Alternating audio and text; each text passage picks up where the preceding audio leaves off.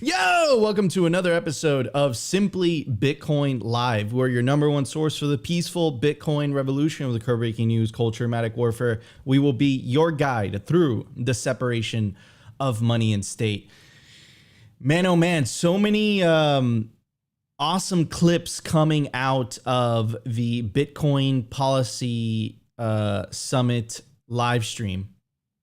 That was presented by Swan Bitcoin. They streamed the whole thing from the Swan Bitcoin channel. They, they had very high profile members of Congress. They had Tom Emmer of the House of Representatives. They had Senator Ted Cruz. They had the Bitcoin Senator Cynthia Lummis. And we're going to play you guys some clips in the next couple of days. Today, who we're going to focus on is Ted Cruz specifically. Yesterday, we played you Jack Mallers' bit. What I loved about Jack Mallers' bit is that he said the quiet part out loud. He said basically what we've been making the case for on Simply Bitcoin is if the U.S. does not get its act together, Bitcoiners are going to leave. And Jack Mallers not only made that veiled threat in the very beginning of his speech, but also towards the end. And to quote him, to paraphrase him, basically said, you want Bitcoiners paying taxes in Texas, you don't want them paying taxes in Dubai, right? And that highlights the power that Bitcoin gives you. Bitcoin gives you two powers, but of course, only if you take self-custody. Power number one is it gives you the power to vote with your money, obviously. Without fear of censorship, without fear of, a pushback from the regime currently running your nation state. And it also gives you the most important power that I don't think that humans have had this power, individuals, better said, have had this power for a very, very long time, which is it gives you the power to vote with your feet, right?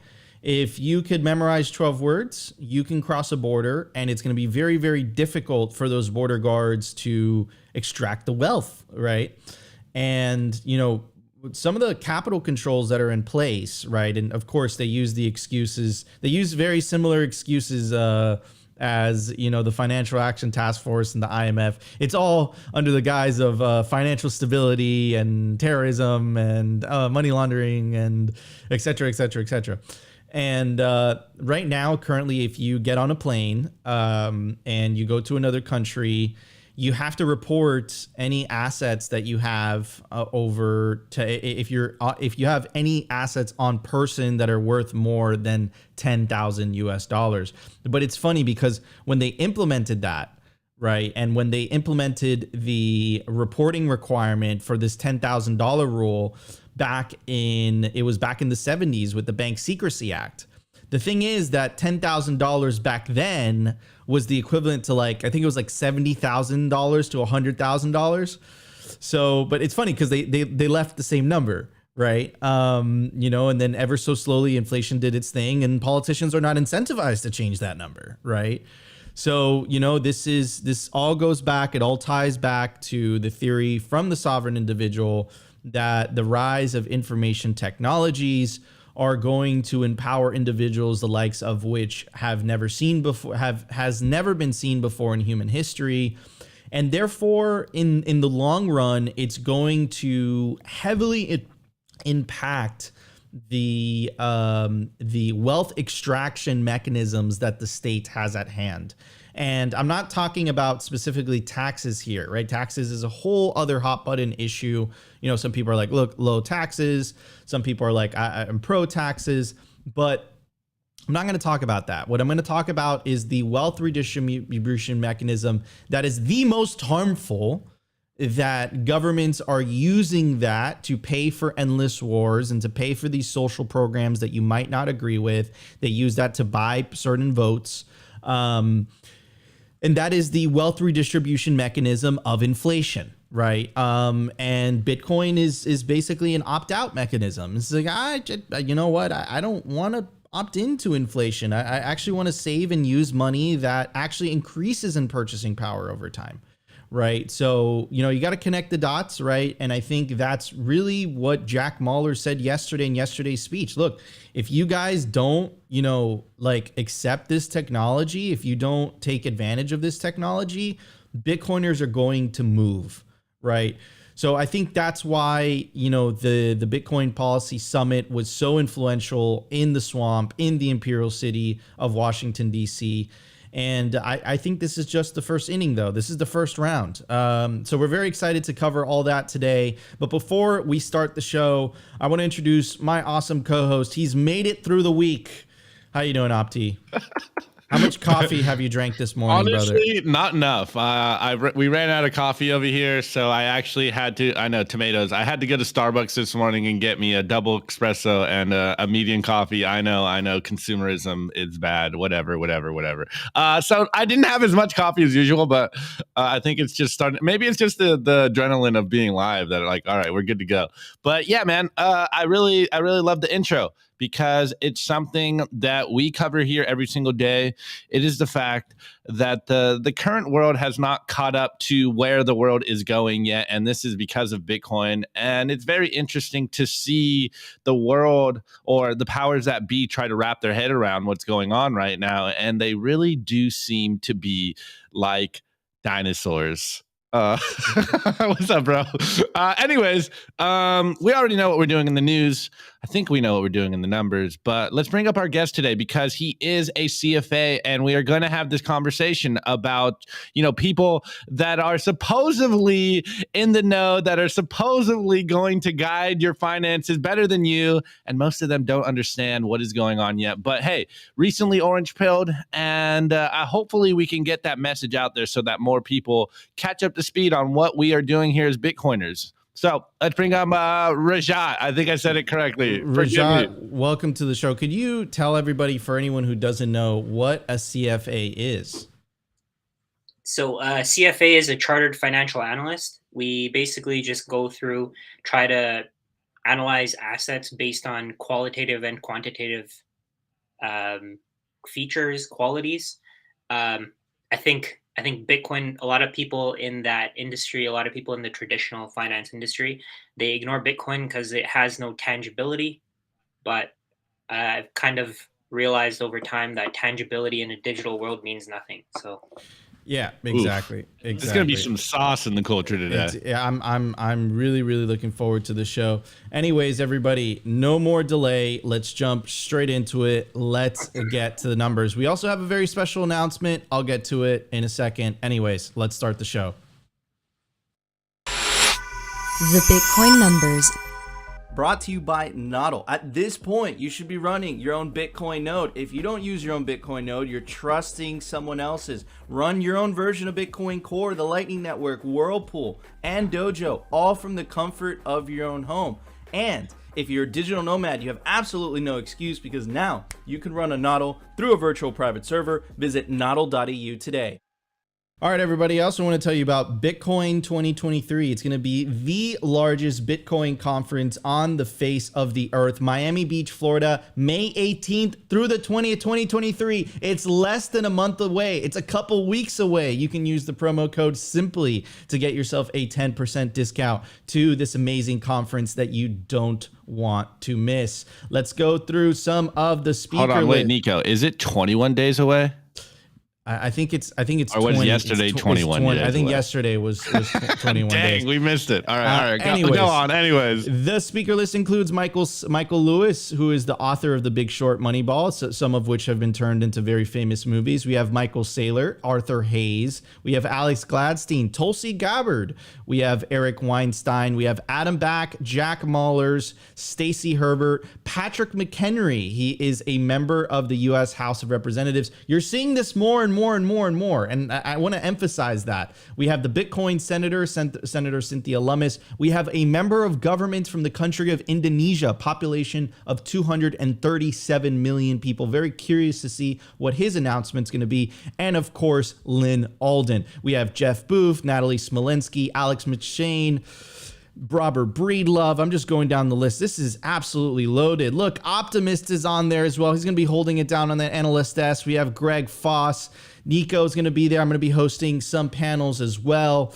We have Samson Mao. We have Matt Odell. So many awesome Bitcoiners. If you're looking to get a job in the industry, you definitely don't want to miss Bitcoin 2023. And we have a promo code for you guys. You can use promo code SIMPLY to get yourself a 10% discount. At the time of recording, the Bitcoin price is 29,130 sats per dollar, 3,433. Block height, 787,379. Reachable Bitcoin nodes, 17,096. Blocks to halving, 52,621. Halving estimates April 21st, 2024.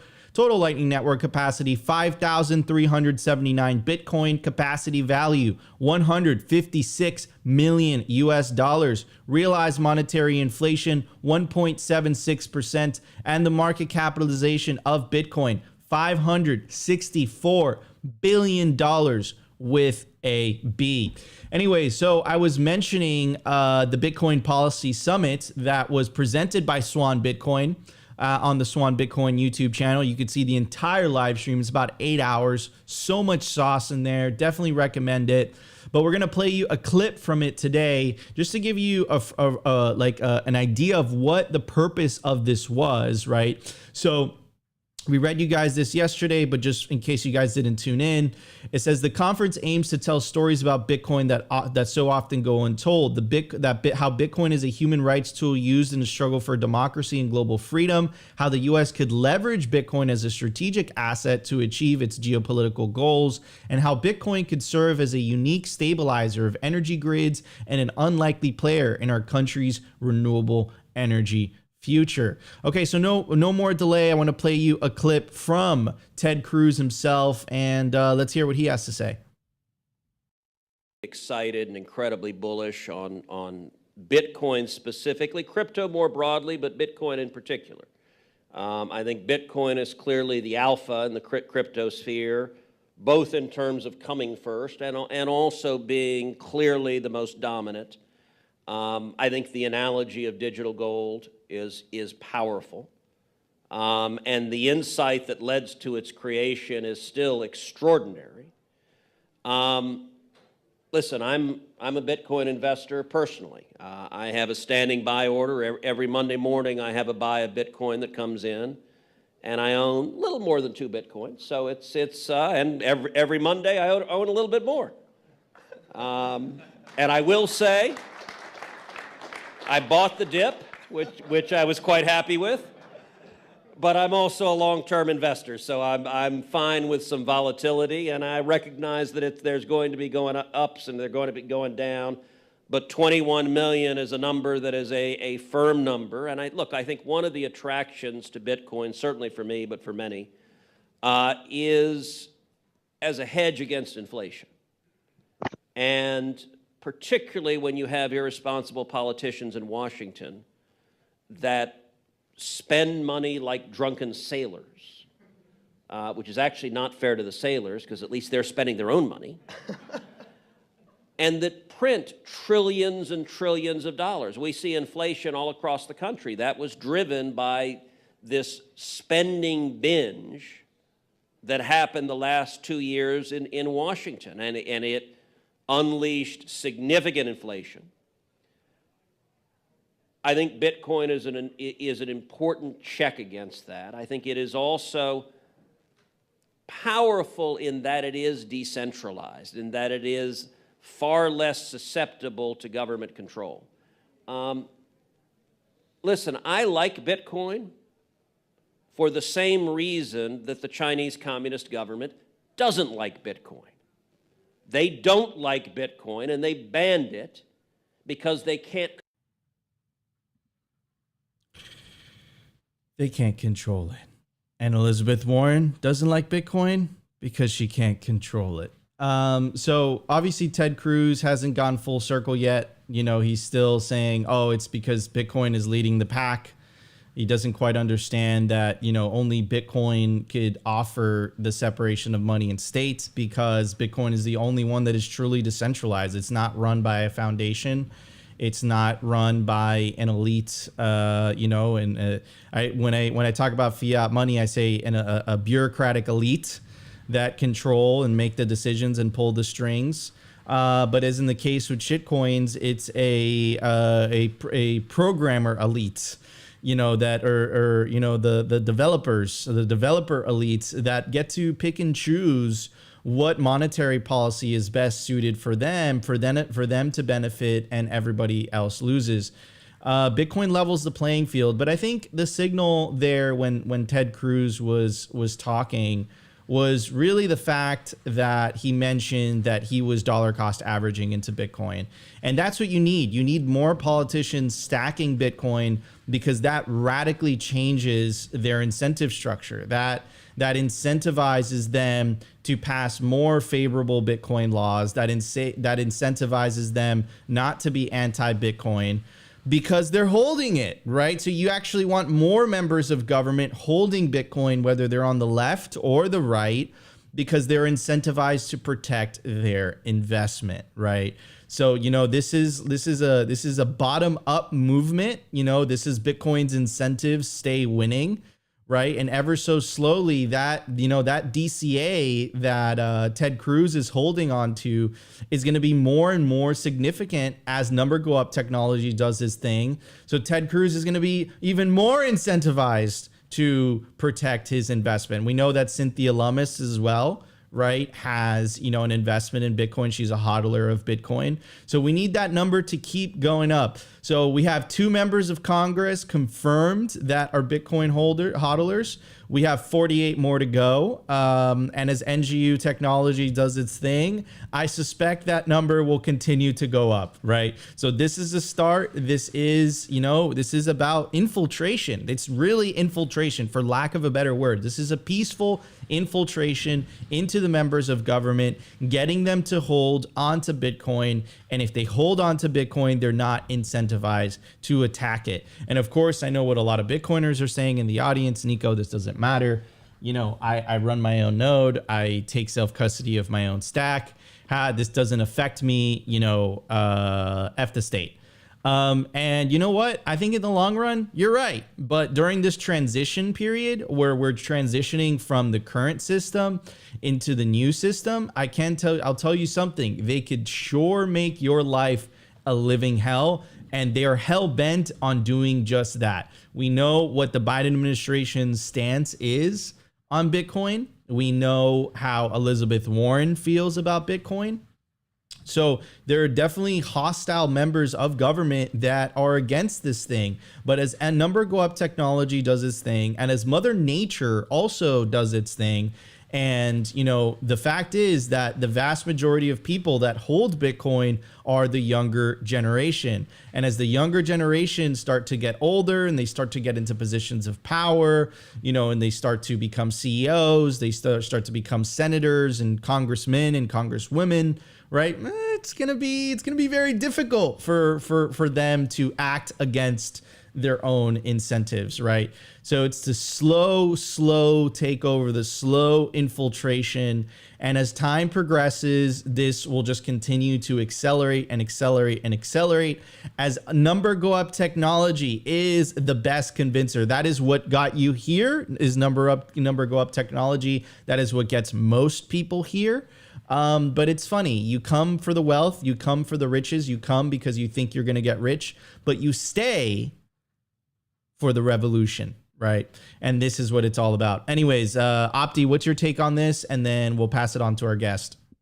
Yeah. Well, first and foremost, I think as the resident tinfoil hat wearer, I have to say, look, I fundamentally am not the biggest fan of any politician, period. Recent history and ancient history has shown us that most politicians are not to be trusted, but the more recent variety of them are all bought and paid for by big biz. With that being said, I do love hearing Ted Cruz spread the Bitcoin signal. And because it's something that we talk about here all the time, is the more people holding Bitcoin, the more that people realize that Bitcoin isn't this big bad boogeyman, but it's going to actually improve their lives, improve their families' lives. And this is why we do what we do every single day. But just to touch on some of the points that Ted was talking about, Bitcoin is not just the alpha of the crypto landscape. Like, Bitcoin is the apex predator of money, as Bitcoiners have been saying on Twitter. And it's the best form of money that we've ever had in the world. And I think it's slowly but surely starting to wake people up, and they're slowly but surely starting to realize the 10x improvement that Bitcoin is over the current system and our current money. Again, Ted Cruz, he's almost there. He does sound very orange-pilled, but it's Bitcoin, not crypto. But hey, he is a part of the DCA army, and this is what we need. We need more people in, I hate to say positions of power, but we need more individuals out there stacking Bitcoin consistently, feeling the effects of number go up on their lives, opting out of the rat race, opting out of the fiat matrix. And I mean, he's saying all the things that we say all the time. Bitcoin is a hedge against monetary inflation. Bitcoin is a way for you to save. He's got that Monday morning stat coming in. He says what we say, I like Bitcoin because they can't control it. No one can control it. I like Bitcoin for the same reason that China doesn't like it, because they can't control it. Like, this is good for Bitcoin, continuously spreading this signal. Again, say what you want about Ted Cruz, but more people holding Bitcoin means the more people realize there's nothing to be afraid of. And the more people hold Bitcoin, the more we can usher in this Bitcoin future that we all know will happen. And it is a more prosperous future because those in control currently have been able to steal from the rest of the people, whether it's through inflation, whether it's through taxation. And now we have a money that literally protects you from that madness. So people fighting Bitcoin is a losing battle, but that's where we are right now. But the more people wake up to the idea that you can't fight Bitcoin, you're better off just stacking sats with the rest of us, people's lives will improve and the message will get out there. And I just love to hear it, man.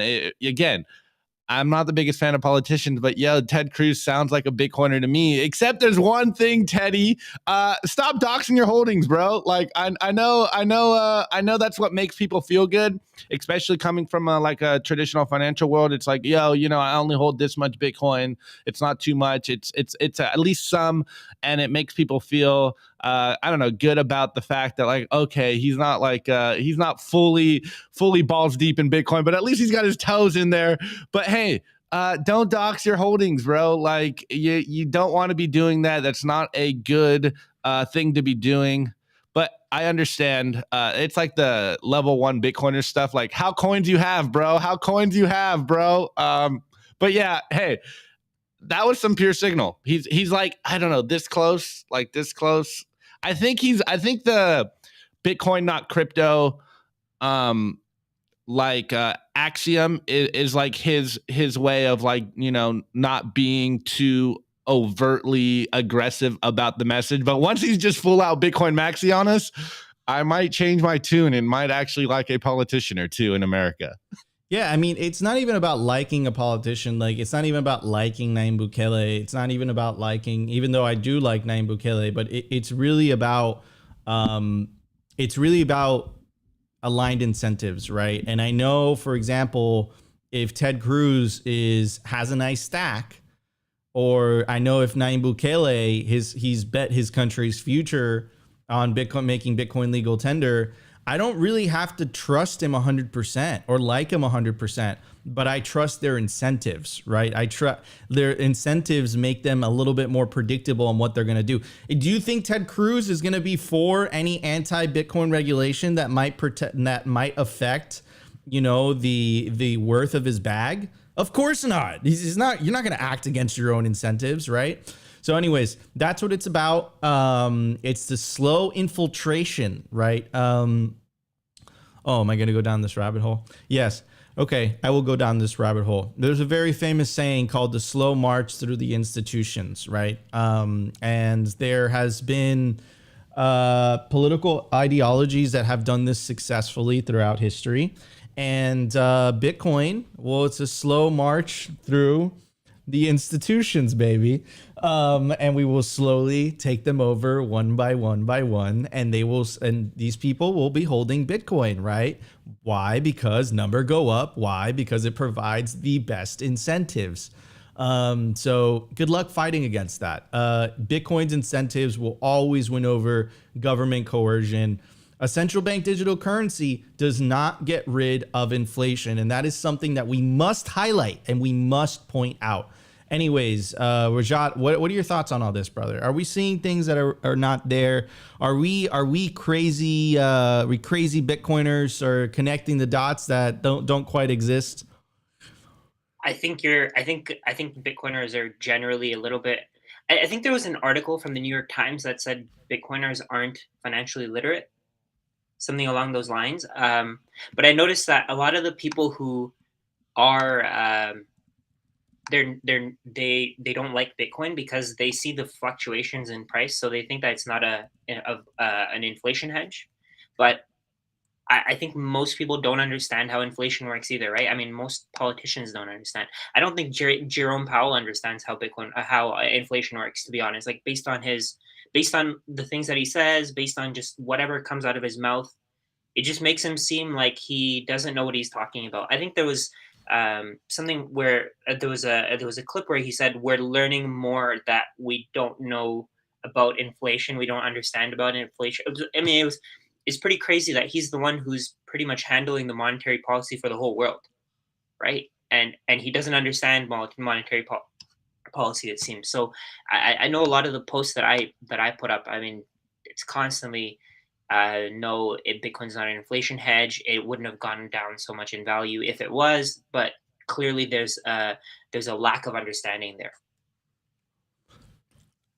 Someone commented this, and absolutely, Rajat, and someone commented this, and I would like to respond, right? So Steve Dre says, Cruz knows how loaded up with miners Texas is, and he will be up for re-election soon.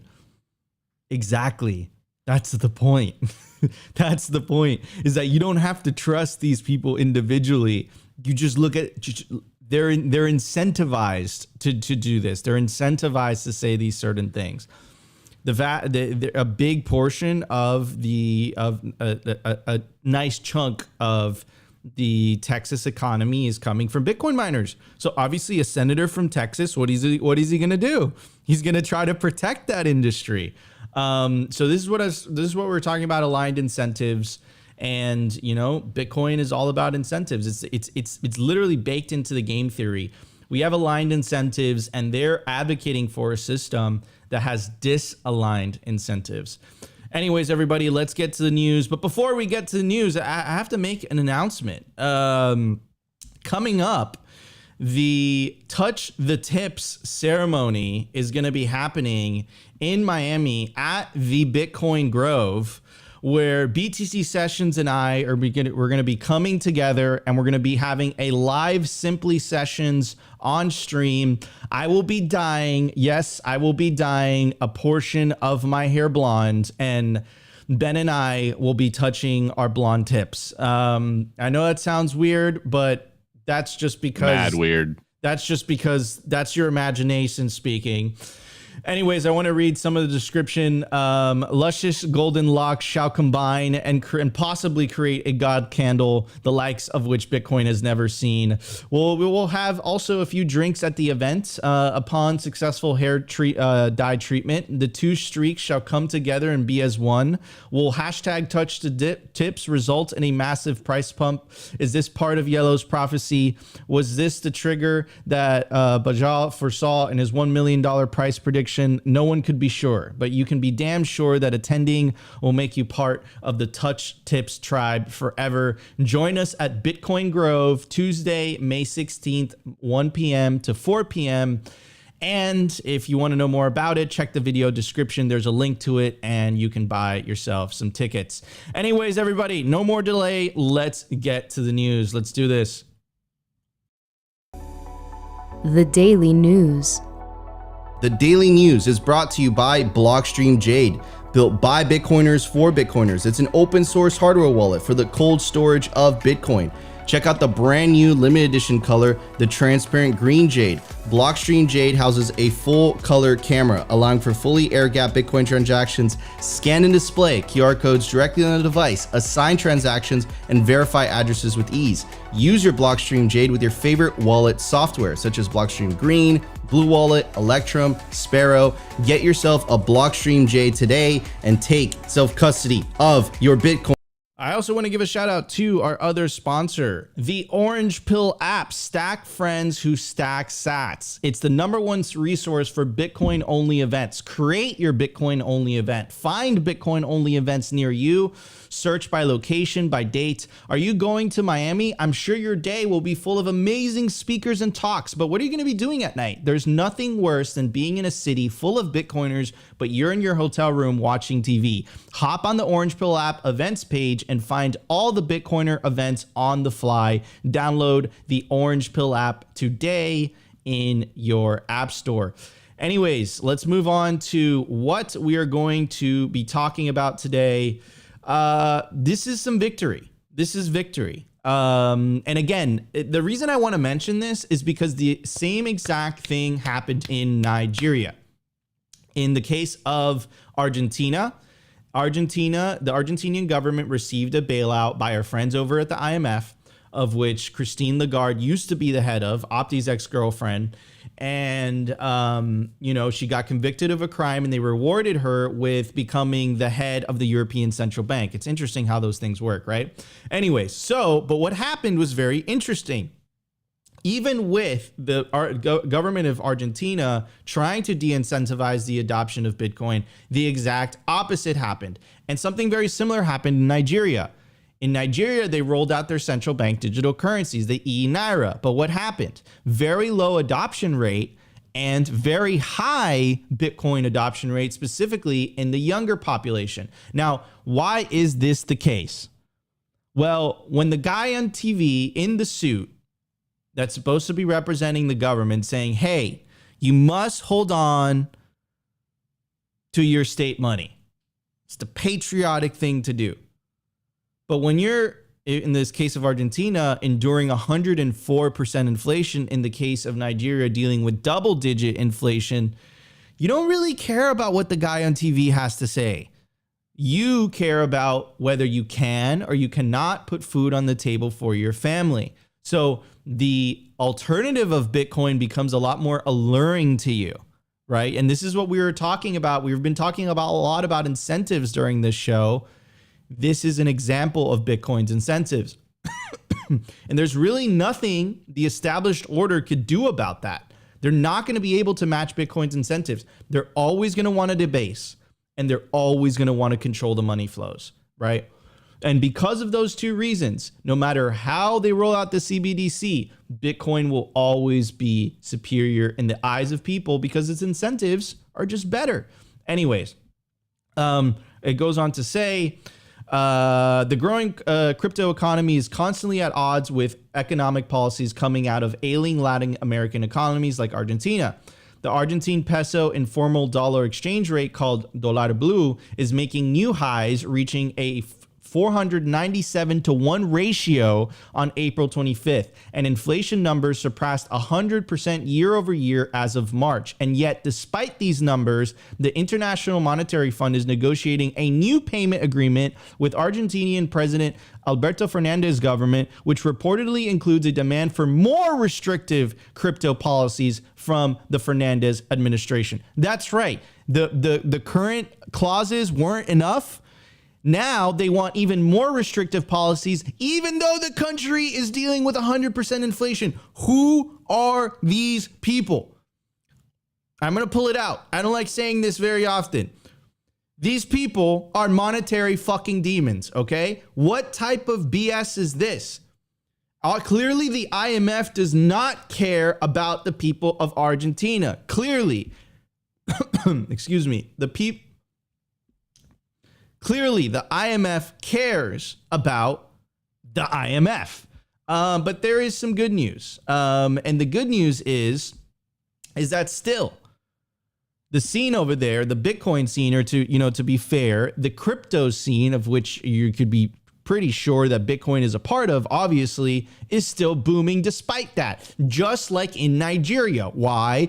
Because of incentives. Anyways, so it goes on to say, Argentina's crypto scene is still booming. In the context of Argentina, where the price of US dollars has doubled since last year's IMF negotiations began, crypto stablecoins like USDT and DAI continue to gain popularity through informal Forex and crypto exchanges called cuevas. In addition, international crypto exchanges like Binance are expanding to capitalize on demand from the Argentinian market. Quote, this year is an election year, so action is unlikely. He added that his company's relationship with regulators has always been cordial and constructive. Meanwhile, Argentina's Congress is about to pass a new anti-laundering law with explicit references to exchanges and purchase-sale traders, right? Do you guys always hear that? It's always the same thing. It's under the guise of money laundering. It's under the guise of terrorism. It's under the guise of financial stability. It's always under the guise, right? So anyways, it goes on to say, the law is aligned with the Intergovernmental Financial Action Task Force. We've heard them before. We've heard about them before. The law will create a new registry and guidelines for crypto exchanges and traders, classifying most companies offering services related to crypto services as virtual asset service providers. Such VAS will be responsible for reporting on the behaviors and activity of their users, which could raise privacy and feasibility concerns for anyone working in Argentina's growing crypto economy. It's unclear how the local demand for cryptocurrencies is influencing the Argentina's government agenda, or if the IMF or international bodies are the main force driving national policy. I suspect they are. After failing to meet the IMF requirements to refinance their debt, accommodating the IMF's anti-crypto stance is perhaps one of the most immediate ways that Argentina could show foreign lenders goodwill at the proverbial negotiating table. But, like, what about the people of Argentina? It's a bailout for the government of Argentina. What about the people of Argentina? It's never talked about. It's if the government is like representing the people, but the government took an action that is counterproductive to the people. And the same thing happened in Nigeria, where the government of Nigeria installed capital controls to try to coerce people into central bank digital currencies. So it looks like to me, right, and this is what we always say, Bitcoin exposes, shines the light of truth on incentives, right? And it really asks a very important question. And I think this is a very important question that the US is going to ask too as well, right? Are governments really by the people for the people, or are governments by the government for the government, as long as we control the money and the money supply? It's a very, very important question. Do you think governments are going to willy-nilly just give up their privilege of being able to create money out of thin air that everyone else has to work for? And this is what the separation of money and state is all about. This is why we're here. And we must highlight these questions. Wait a second. Is this in my best interest? Are legal tender laws in my best interest? Why am I being forced to use a money that steals from me? Is that in my best interest? What are you using with that godlike power of being able to print money for free that everyone else has to work for? Endless wars, as is the case in the US. The US defaulted in 1971. And the way that they avoided that default is they took the US off the gold standard. Everyone knows what happened. Everyone knows the very famous website, and I suggest you visit it if you haven't done so. What the F happened in 1971? The cost of housing became unaffordable. Wages became stagnant. The cost of living went through the roof. The rich got richer. The people that had the means to have their wealth and assets got significantly wealthier, while the rest of us, the lower and middle classes, specifically the younger generations, if you're under the age of 35, you probably don't own anything.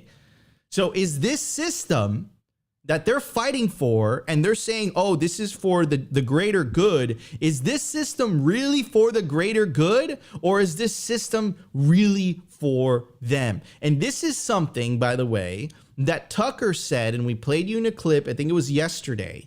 He said at the very end of his clip, he said, look, the media, the power structures, Nayib Bukele wrote the article, Don't Drink the Elite's Kool-Aid, made it very clear. Are these systems all really for the benefit of everybody, or are they for the people from the current system, also known as the quintillionaire class? And of course, not to mention all the buzzwords and all the propaganda and all the memes coming out of their version of the Bitcoin conference, the World Economic Forum. They're telling you straight up, don't own nothing, be happy, eat your bugs, and shut the fuck up. Right? So yeah, man, this is crazy. This is the separation of money and state, but I love Bitcoin because it continues to expose their lies, misrepresentations, and spin. And all our job is, as individuals, not only the ones of us that have platforms, not only the ones of us that have built up Twitter followings, but it falls down to all of us individuals. If you can create a Twitter profile, if you have a camera, if you have a microphone, you are part of this. Get out there, make your voice heard, expose their lies. We have the truth on our side. Bitcoin is truth. So take agency. Look at the people around you. Look at your no-coiner friends. Look at your family and get them on the Bitcoin standard. Get them on the Bitcoin standard. The more people are on Team Orange, the more people that are taking Bitcoin into self-custody, the more people take self-custody.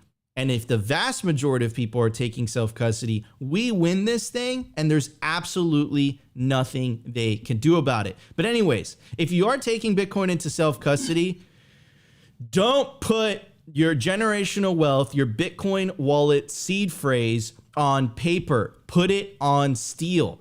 Don't lose your generational wealth because you put it on paper, which is prone to water damage, fire damage. Your dog could eat it. This is the BitPlates Domino, and it's made from highly corrosion resistant 316 stainless steel, offering marine grade stainless steel, offering the ultimate protection against extremes of temperatures. And you can use the promo code SIMPLY to get 10% off. Don't store your generational wealth on paper, store it on steel. Anyways, Opti, what are your thoughts on all this, bro? All this fucking madness. Yeah, well, first and foremost, it's very obvious that the world is asleep right now and they don't know how the world of money works. And it's by design, obviously, as we understand, as someone that has woken up from the fiat matrix. And it really is as simple as we have two roads ahead of us, a world of total control and a world of freedom built on Bitcoin. You can't convince me otherwise. And the choice can be made for you, or you can make the choice for yourself and opt into the Bitcoin system, into the Bitcoin network, and be on the bright orange future, as we always talking about. And I believe humans, if given the choice, if given the fair choice, they will always choose Bitcoin. And we have the real-time examples of Nigeria, Argentina, El Salvador, and soon more to follow. So this is not just a theoretical. I fundamentally believe that humans want to seek freedom. They're just, hive-minded, and they're afraid to stick out from the pack, or else they get pushed back into the pack. But I do believe that if given the fair choice, that humans will choose freedom. So obviously, if any country in the world right now needs Bitcoin, I think Argentina might be number one on that list. But of course, this is a global phenomenon, and everyone in the world will either soon need Bitcoin, or rather does need Bitcoin. They just don't understand it yet. But we have a friend, a member of the Simply Bitcoin team, Wine, who's currently in Argentina, and he's been keeping us updated on how fast the currency is hyperinflating. And it's absolutely insane. He's got wads of dollars, of pesos that he's using, and they're just going up and up. And he keeps telling me that anyone that can leave is already leaving. But we do have in our scheduling a few Argentinians on the ground that are going to come on and keep us updated on what is happening there and the amount of Bitcoin adoption. So we don't have to just trust the official sources. We'll have some on the ground resources for you guys soon. So just keep in touch. But again, guys, as Bitcoiners, you guys know what we know, that you do not need to ask permission from a government official to use Bitcoin. You can adopt Bitcoin today. You can You can, choose to save in a money that doesn't steal from you today. You don't need to ask someone permission. You don't need to wait till legal tender. You can choose freedom today. You can choose to protect your life's work today. You can choose to protect yourself and your family today. Opt out of this madness, save in Bitcoin, take Bitcoin into self-custody. This is as simple as it has to be, guys. Like, we don't need a top-down approach to this. All we really need is for every single one of us to just get a few more Bitcoiners around us and having more people hold Bitcoin. And this is how we win. Getting Bitcoin in the hands of people. Doesn't matter where you are on the globe. Everyone needs Bitcoin, and everyone will soon wake up to the Bitcoin message. It's only a matter of time, because everyone's on the fiat standard, and we all know the inevitable end of all fiat money. It's what's happening in Argentina. It goes to zero. It's going to zero. To zero. All right. Anyways, Rajat, what's your take on this? And then we'll hit the culture. You're muted, my friend. At the end of the day, I think this is a good thing, just because it exposes their incentives, right? I mean, the people who are taking advantage of the current system. I mean, they're taking advantage at the expense of everybody else, right? And then the people who are being taken advantage of, if they're supporting the current system, the legacy system, it's because they don't understand how Bitcoin works, right? So it's kind of a loop where the people in power don't want the people at the bottom to understand, and the people at the bottom are listening to the people in power, and they're getting screwed over constantly. Like, it's just, until you actually put in the time, until you start making your own decisions, until you start reading between the lines, you're not going to change your perspective. Your future is going to stay exactly the same. Your bank account's going to keep growing, but the value that you can transfer it for, so what you can buy with it, I mean, it'll keep on dropping, right? Yeah, exactly. 100%. This is why we're here, guys. We're going to win this thing. I know it. I know it in my heart. Anyways, everybody, let's get to the culture. We got a lot to talk about. Let's check it out. The Daily Culture. Brought to you by SwanBitcoin.com. Swan is the best way to build your Bitcoin stack with automated Bitcoin savings plans and instant purchases, serving clients of any size from $10 to $10 million. We love Swan because they incentivize self-custody and dollar cost averaging. What are you waiting for? Visit SwanBitcoin.com today. All right, guys, I also want to tell you about Swan's new offering. Bitcoin is generational wealth, and you could secure your bright orange future with the Swan IRA. Real Bitcoin, no taxes. Swan offers both traditional and Roth options to best fit your needs. Create your IRA and start adding Bitcoin in less than 1 minute. Transfers and rollovers are available. Swan's Bitcoin experts will get you set up with no transfer fees and no minimum balance requirements. This is real Bitcoin, not an ETF or other derivative. Get the real thing and get it at Swan. Go to swan.com/IRA for more details. And if you have any doubts, questions, concerns, feel free to reach out to me on Twitter. My DMs are open. Anyways, Opti, what are we going to talk about today, my friend? All right. So, I like to feature our guests in the culture. And I went through Rajat. Sorry. I went through Rajat's Twitter, and I found some awesome threads. And again, guys, as we mentioned in the beginning, he is a CFA. He comes from the traditional financial world. And this thread here, which I'm basically going to have you just sum up, it's very interesting how people that are, in the position, in the job is to manage money, no one understands how money works. And it's very interesting that when you come to Bitcoin, it not only revolutionizes your whole worldview, but then you get back to the basics and you ask the simple question: what is money? Anyways, Rajat, tell us your little Bitcoin story, your journey, and we'll jump into some of these other tweets that I got here. You're muted, bro.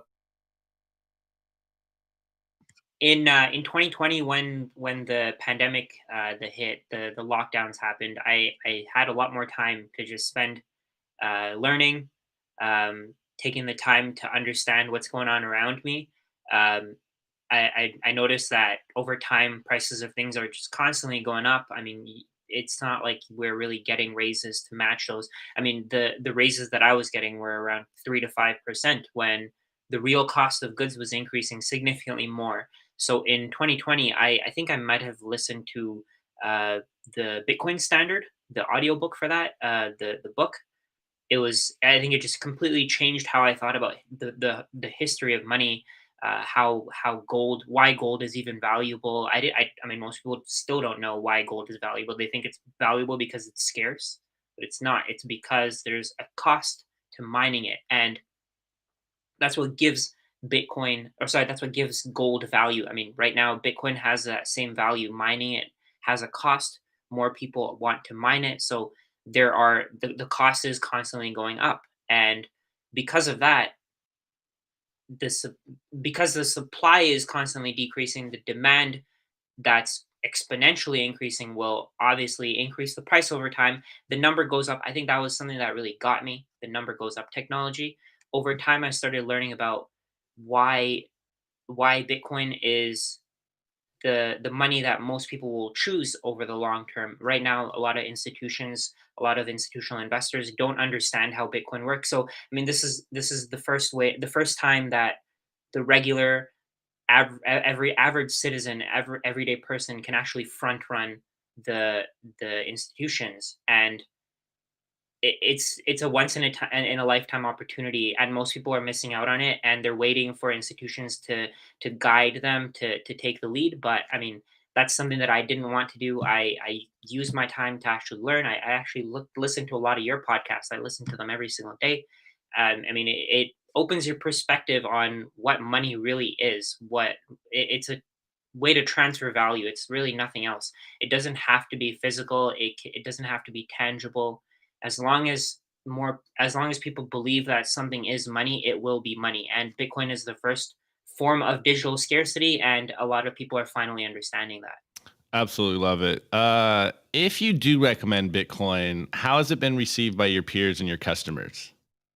Oh, they hate it. I still throw it out there. I don't really care. I think in the next 10, 15 years, the people who are hating on the posts that I make, I'm okay with it, right? Right? Because it challenges their beliefs.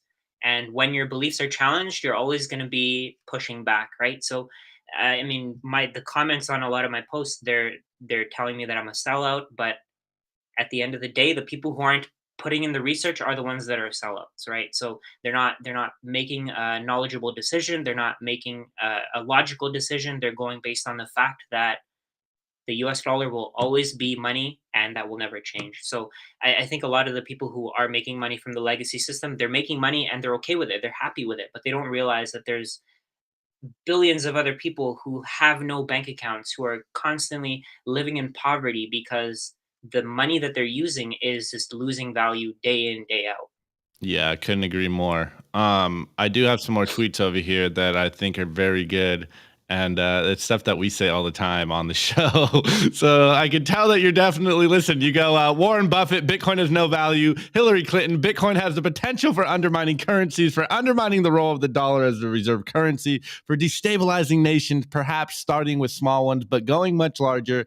And I love the pun you put here. How can something with no value undermine the dollar, something that apparently has value, and destabilize nations? And we kind of talked about this off air. You were saying the same thing, how it doesn't have to be tangible for people to accept it and for people to see the value in Bitcoin. So have you always been this radical? Sorry, what I was that? said, What was have that you question? always been this radical, or did Bitcoin, Oh, explode your whole worldview? no, Bitcoin changed everything, man. I think before Bitcoin, I really did think that money has to be tangible. I used to be the one the type of person who would save a little bit of cash at home just in case for emergencies. My mom used to always have just money in at home, just cash. And I want to tell her, oh, this money is constantly losing value. But I mean, most people aren't going to understand that because they don't. I mean, financial literacy isn't taught in schools, right? That's my personal goal. I want to start with teaching people how to save money, how to increase their income, how to decrease expenses, and then move over to the Bitcoin side of things. I think I wouldn't even say that this view is radical. I think it's just logic, right? I mean, why are they scared of something that has no value? At the end of the day, I mean, if you're thinking about it that way, you're realizing that there's a lot of lies out there, and if you fall for all of them, I mean, you're just putting yourself behind, right? You're falling for their trap. 100%. Couldn't agree more. We do have a good question here, and I kind of asked it as well, but just to be clear, Roman asked, is it frowned upon by the certification folks? So your peers, the people that go to these schools that, you know, spend their time learning the traditional financial world. What are they telling you about Bitcoin? I think people I think the CFAs, the people who have actually gone through the actual education, they understand why Bitcoin is valuable, right? I think they understand that you need to put a lot, you need to be logical when you're making these investment decisions. A lot of the there's for some reason there are a lot of people who are financial advisors who haven't done the research, but they're telling people not to buy Bitcoin because Bitcoin is speculative. I At this point I don't think it is anymore. And even the CFA Institute, I mean, they're introducing blockchain, right? It's not like they're ignoring it. When companies like when companies when I mean, the CFA Institute is a company. The company knows where the world is going. They're part of the finance industry. So if they're the ones that are talking about blockchain, if the new curriculum includes blockchain technology, then I don't get how people who know anything about the CFA are arguing against blockchain and Bitcoin. Yeah, I mean, it's kind of something that Bitcoiners always say is anyone that really has done the research and at one time was a Bitcoin skeptic, after going through the research, everyone gets transformed into a Bitcoin believer. I've seen this happen over and over and over again. And a lot of us basically come to Bitcoin with the idea of trying to debunk it, and then we just become ardent Bitcoiners. Anyways, this one might be a little contested in the chat, but I think I fundamentally agree with your ideas here. And you go, if you invest in global stocks, global real estate, and Bitcoin, I think there's a strong chance your portfolio will perform well over the next 30 to 40 years. Even if the US dollar fails, we will always need businesses to create products, houses to live in, and money to transact with. Can you unpack this a little bit for the people out there? So I think a lot of people, they think that stocks aren't the way to invest. And I don't agree with that. Just because we're always going to have, like, let's say for example, Apple. We're always going to use a phone. I mean, Apple might be phased out, but eventually, with the S&P 500, let's say you're buying the top 500 companies in the U.S. A lot of those companies have global relationships. So Apple, for example, I believe they're opening up a factory to create parts in India. They have, I believe, they have another one in Hong Kong. They're working all around the world to build these relationships. I think owning those companies that are actually innovating. Maybe Apple isn't innovating anymore. I mean, that's an opinion. But owning companies that are providing products that we need, those companies are going to eventually end. I mean, they're going to do well, right? I mean, at the end of the day, those companies are basically having shares of those companies, having ownership in those companies is giving you cash flow, while holding US dollars is guaranteeing a loss over time. While I mean, it's kind of, it's just a way to opt out of the US dollar. I think any investment, stocks, real estate, not bonds. Bonds are directly giving you exposure to the US dollar, but stocks, real estate, and Bitcoin, I think all of those, because of the scarcity aspect, are going to outperform regardless of what happens. I think Bitcoin will probably outperform all of the real estate and stock investments, but I think all three will do well over the long term just because they are actual inflation hedges, right? Because of the scarcity. Yeah, I'd agree that any company that can have Sats flowing in that can be profitable on a Bitcoin standard, you know, I think it'll be a little time, a little delay before we know which ones are going to be able to make that Right. transition, but there will be companies in the future, guys. Anyways, this last tweet I have here, in the sake of keeping this a little brief, what would you say to people out there that maybe have a CFA that doesn't recommend Bitcoin? Because what we really try to do here is get Bitcoin into the average person's hands, just, you know, entertain them, but also give them the message. And I really like the beginning of this tweet. You said eventually it will be next to impossible for the average person to own an entire Bitcoin. Anyone who doesn't pay attention now will be fighting for scraps later, just like any other monetary asset in the past. And this is something that I believe as well. And this is something that I try to get across to everyone that will listen. We have the opportunity of a lifetime right now to stack Bitcoin. and most people are going to fight you when you're trying to give them the keys to their cage. So what would you say to the average person? What is your Bitcoin pitch to people that will listen to your advice? Honestly, I don't care if they buy. They don't have to buy if they don't want to. Just do the research. Take the time to learn about how Bitcoin works. Don't just assume because you saw Jamie Dimon say that Bitcoin is a pet rock. Don't just assume that it is. These people aren't trying to help you. They're trying to make money, right? I mean, bankers. I used to work at a bank. I know exactly I know exactly how banks make their money and their main way of making money. Let's say, for example, I worked on the bond desk at one of the Canadian banks. The fees that people paid were more than the returns that they were getting. So the money that you expect to be increasing in value over time, it's actually going into these bankers' pockets. So I mean, just do the research. I don't. It doesn't matter if you buy or not. If you want, go and buy a dollar's worth. Maybe it'll get some skin in the game. It'll get you to start doing research. But at the end of the day, it's all about knowledge. It's about making better decisions. When you're just ignoring a whole asset class, you're missing out for the future. Right? I don't know many millennials, many Gen X or sorry Gen Z that own gold. Right? They own Bitcoin though. So there's a reason for that. And people assume that these younger generations are stupid, but maybe there's something you're missing out on. You know what I mean? 100%. Couldn't agree. Anyways, Rajat, really appreciate it. But Nico, you have a last question, or are we going straight into the meme review? Let's hit the meme review, brother. Let's hit the meme review. Let's do it. The Daily Meme Review.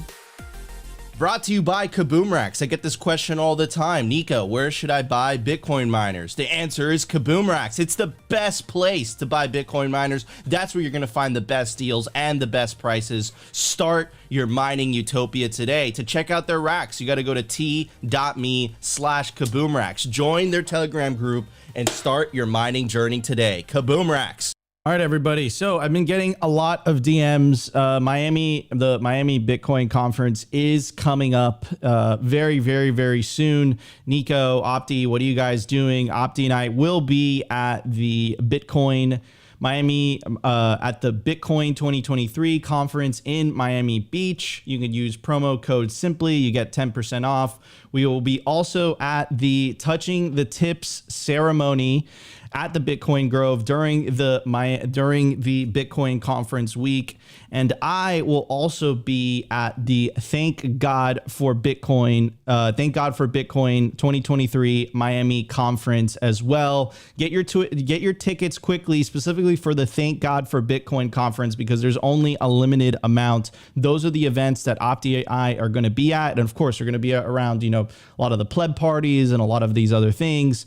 So I hope that answers some of your questions. And again, guys, make the journey, make the pilgrimage. I can't say it. Pilgrimage. Thank you, Opti. I appreciate it. It's great to be able to hang out with Bitcoiners in the flesh, in person. So definitely don't want to miss these events. Pure Signal. And if you're looking to get a job in the industry, I can't emphasize this enough. These conferences are step number one to doing just that. Anyways, Opti, what do you have for the meme review today, brother? Yeah, I got you. The only thing I have in the books, though, is the Toxic Happy Hour rooftop party. So we'll see where I end up during the week. Anyways, shouts out to McLovin, because he was trolling me in the chat saying I was going to rug pull the meme review, and everyone just shows up for the meme review, and then they get orange pilled along the way, and they're like, okay, you guys are actually giving us some signal, but we just came for the memes. And memes are a very important aspect of what we are doing here, guys. Someone was in the chat saying, don't you guys know we are in World War III? What do I say every single day? We are in an information war. Tweets are the bullets, memes are the artillery. Guys, it has never been more important, in my opinion, to spread the Bitcoin signal than it is today.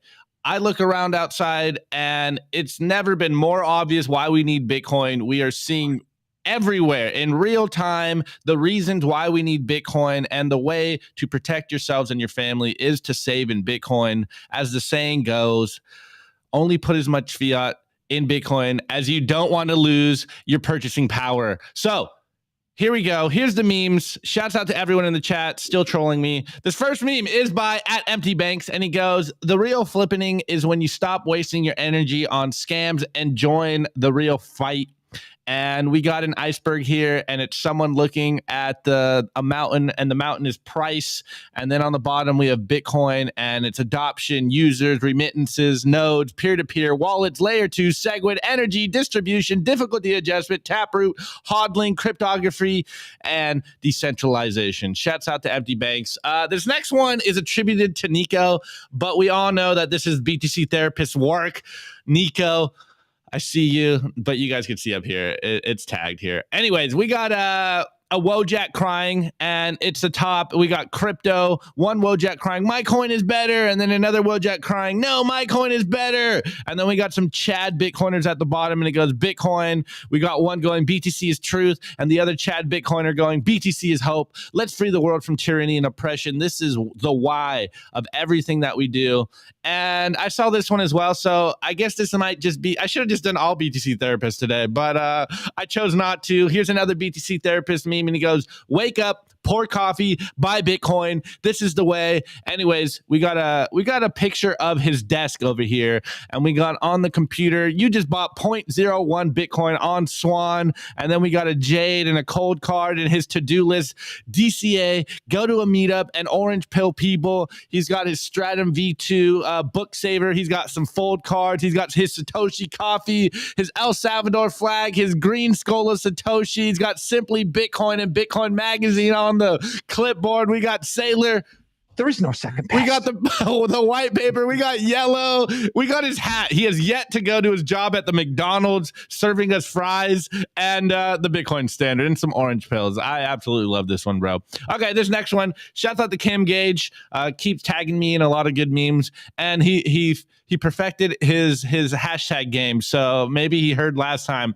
Anyways, he goes, anyone else having troubles withdrawing money from a bank, hashtag Bitcoin, hashtag banking crisis. And we got Kermit the Frog looking amazed at a banker, and he goes, when you go to the bank and ask to withdraw $5,000 in cash, and they ask you why you need the money, and Kermit goes, motherfucker, is it my money or not? This is it's just a fundamental question. Okay, this next one, very meta by our friend Away Slice. The beefsteak captain, and he's got a picture of a Mac. What is this? A Macintosh Classic. And he goes, dear Boomer, in 1990, after 14 years in business, this computer was Apple's premier product. Apple stock closed that year at 31 cents, up roughly 23% for the year. Many thought they were too late. Bitcoin is 14 years old. Are you reading this on an Apple product? Hitting you with the meta signal. Shouts out to Away Slice. This next one is by our resident toxic Bitcoiner in Twitter Spaces, aka Vikingo, aka Vikingo Bitcoin 9, and he just goes hashtag Bitcoin. And we got what's this guy's name again? Oh man, I'm blanking on what his name is. God. So bad at popular culture now. Anyways, he goes, my feelings when Bitcoin is, and we got a straight face pumping, straight face dumping, straight face trading sideways, straight face blame, straight faced accused. And then he turns into a Wolverine monster when it's compared with shitcoins. This is the way. It's very funny to see Bitcoiners. They're like the nicest people usually, and then you trigger them and they become savage Bitcoiners if you basically say Bitcoin is not the way, or if it's compared to shitcoins. Anyways, this last meme is by @Cappy Bitcoin, and we got a Spartan here, I think, a Roman soldier, a Chad Roman Bitcoin soldier, and he goes, orange pills crush fiat bills. This is the way. Stack them sats, boys and girls. Anyways, drop your meme review score in the chat as we cover ours live. My meme review score chat today is, oh yeah, his name's Machete. Okay, Machete. thank you. Machete. Okay, my meme review score is my Starbucks water bottle that I bought this morning because I bought Starbucks coffee and I was getting a dehydration headache while I was in line. So I'm drinking water. I'm going to give it 4 batteries. Power boost. Duracell. Wow. Yeah. Oh yeah, sorry. His name is Johnny Trejo. Dude, I'm so bad with popular culture. Anyways, Rajat, what's your score today? My score is the CFA Institute Charter. Just because Wow. a lot of people hate on it, they think that it's stupid. So to me, it's a 10. Okay. Perfect. I like that. I like that. Okay. Anyways, everybody, before we get to the meme scores from the audience, I want to give a shout out to the awesome clothing company that sponsors Simply Bitcoin. I will be wearing, if you see me at the airport, I literally will be wearing this hoodie 99% of the time. It's stylish. It's comfy. This is the classic Represent black hoodie. Opti's wearing the decentralized core made X real ones. Love that. Also, by the way, if you're looking to get Simply Bitcoin merch, apparently new hats were just made available on the store once again. So if you're trying to get a Simply Bitcoin hat, they are available. Go to representltd.com, search Simply Bitcoin, and use the promo code Simply-Bitcoin. Get yourself a 10% discount on anything on the store, not just Simply Bitcoin merch. Anyways, Opti, let's get to some of the meme scores. Let's do it. Okay. I only have 2 so far. No, Opti. It's the buzzer, okay? Of which you control today. So first one is by Steve Dre, rated Spinal Tap worthy. Okay, next one by the P-Man Van. We got score, me telling a banker that he can go fiat himself. All right, next one is Ranmore, meme score equals 9 volt cold power. If you know, you know. Wait, I think this is a score. Dual till Rave Elevator says dual till Dawn Vampire Danny Trejo. And we got a Apollo 21 score, 21 million board feet for the ARC. That is Bitcoin. Next one, we got a one from, hey man, thanks for joining us yesterday. Meme score from Steve. Gen X reading glasses on my desk. And Elaine score, Bitcoin in every Argentinian's wallet and all over the world. There we go. We ran out of time, so we don't have any more. We ran out of time. Anyways, guys, get your meme scores in the live chat ASAP so we can get to them. And I want to give a shout out to Simply Bitcoin's Telegram group. We're almost at 1,000 people, 100 people away from 1,000 people in the Simply Bitcoin channel. You got to go to www.t.me/simplybitcointv to join. And also check out the written version of this show, Simply Bitcoin. Napoleon is going crazy. My girlfriend's Pomeranian, so I apologize, the dog barking in the back. Go to www.simplybitcoin.news and subscribe to our Substack. Even though everything we do is free, but it really helps the channel. So if you feel so inclined, it's only $7 a month. Go to simplybitcoin.news. I also want to give a very special shout out to our awesome guests. Rajat, thank you so much for joining us today. Why don't you tell everybody where they can find you on the interwebs? It was a pleasure being on here. So I actually post on Instagram and Twitter. My username on Twitter is Rajat Sony Finance. There's no I in the finance. And then on Instagram, it's the same thing, Rajat Sony Finance, but there is an I in the finance.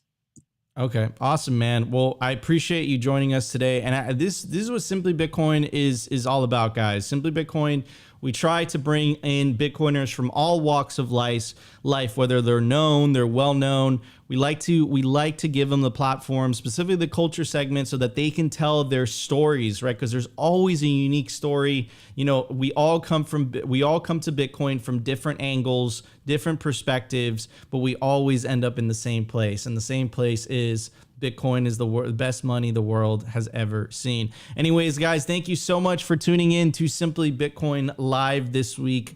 We made it till the end of the week, Opti. Shout out to us, bro. Holy cow, is it a grind every single time. We love you all. We wouldn't be here without you. We appreciate you guys, and we really like it if you smash the like button. Really helps the video, helps with the YouTube algorithm. And of course, if you feel like we provided you value, consider subscribing to Simply Bitcoin. But the number one thing you could do to help all Bitcoin content, not just ours, and spread the peaceful Bitcoin revolution is share this video. Share all Bitcoin content. Don't be exclusive, be inclusive. Of course, don't share shitcoin content because that'll be counterproductive. But I think you guys get the gist of it. Anyways, if you want to continue the party, we're holding it down until 2 p.m. Eastern Standard Time. We're co-hosting a Spaces with our friends over at Swan Bitcoin. Best place to build your Bitcoin stack. Shout out to the best producer in the game, producer Jacob, who's behind the Swan handle. Guys, we love you all, and we hope to see you in the Twitter Spaces. But if not, we will see you 12:15 p.m. Eastern Standard Time on Monday for a brand new episode of Simply Bitcoin Live.